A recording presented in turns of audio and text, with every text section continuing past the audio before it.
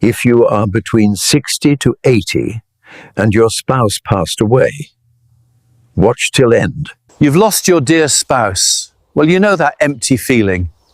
It's like a favorite armchair's gone missing from the living room.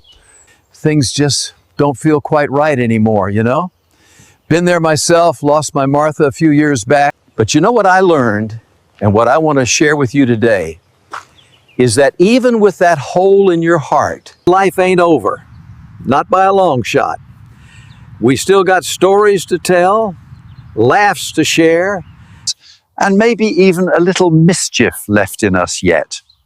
So, if you're feeling a bit lost in the shuffle, like the pep in your step has gone walkabout, stick with me for a bit. We're going to talk about a few things you can do. Just simple, everyday things to maybe put a little spring back in your gait and find some happiness again. First things first, and this might sound easier said than done, but you gotta try and keep that body of yours moving. Now, I know, sometimes the couch just feels like the best darn place in the world, especially on a chilly afternoon watching the ball game. But believe you me, that sitting still for too long is like putting WD-40 in reverse. Everything just gets stiffer and creakier. Now, I'm not saying you got to go run a marathon or climb Mount Everest, though if you're up for it, bless your heart. But even a little bit of walking each day, maybe around the block, or tending to a few plants in the garden if you got one, that can make a world of difference. Remember how good it felt to take those Sunday strolls with your spouse? Maybe down by the lake or through the park? Well, why not keep some of that going, even if it's just you and your shadow for now? And while you're at it, think about your grub. Now's not the time to be living on just toast and coffee. Or those microwave dinners that taste like cardboard. Our bodies ain't as forgiving as they used to be, so we gotta fuel them right. Think about those good home-cooked meals you used to enjoy together. Maybe try making some of those old favorites again. It might bring back some nice memories, and it'll definitely do your inside some good. Even something simple like a piece of grilled chicken with some steamed veggies can make you feel like $1,000,000 compared to some processed stuff. And don't forget to drink plenty of water. Seems basic, I know, but staying hydrated is key to keeping your energy up and your mind sharp. Now, before I go any further, if you're finding this helpful, and if you'd like to see more videos like this, maybe some tips on gardening for seniors or easy recipes, why don't you hit that subscribe button down below? It'd mean a lot to me, and you'll get notified whenever I share something new. All right, moving on. Now, this next one might be a little tougher for some folks, but it's important. Try your best to stay connected with people. When you lose your spouse, it can feel like a whole chunk of your social life goes with them. Maybe you used to go out to dinner with other couples or have friends over for cards. It's easy to just retreat and become a bit of a hermit, especially when you're feeling down. But trust me, isolation is a slippery slope. We humans, we're social creatures, even us old codgers. Think about reaching out to your kids or grandkids. Even a short phone call can brighten your day, and theirs too, I bet. Maybe there's a neighbor you've always chatted with. Invite them over for a cup of coffee. Or what about those friends you haven't seen in a while? Pick up the phone, send an email, see what they're up to. And don't forget about groups and activities in your community. There might be senior centers, book clubs, or even volunteer opportunities. Getting out there and interacting with others who share your interests can really make a difference.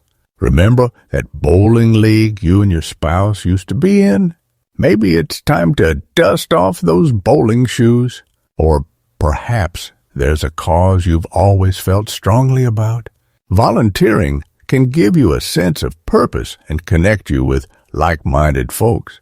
It's funny, sometimes when you're focused on helping others, your own worries seem to fade into the background a little.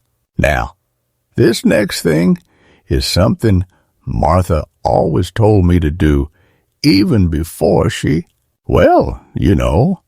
always said, "George, you gotta keep that brain of yours working, otherwise it'll turn to mush." And she had a point.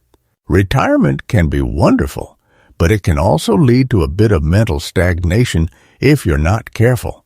So, find ways to keep your mind active and engaged. Maybe pick up a new hobby. Learn to play an instrument. Try your hand at painting. Or finally get around to writing that memoir you've been thinking about. There are tons of online courses you can take these days. You can learn a new language, delve into history, or even just do crossword puzzles or Sudoku to keep those brain cells firing. Remember that trip you and your spouse always wanted to take? Maybe to see the fall foliage in New England or explore the history in Philadelphia? Well, why not start planning it? Even the act of researching and planning can give you something to look forward to. And speaking of looking forward, this last one is crucial. Allow yourself to feel joy again.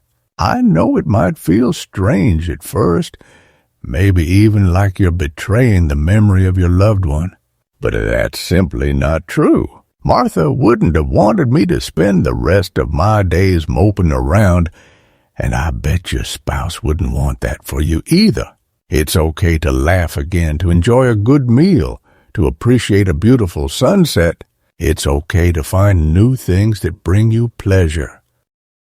Maybe it's spending time with your grandchildren, watching them grow and experience the world.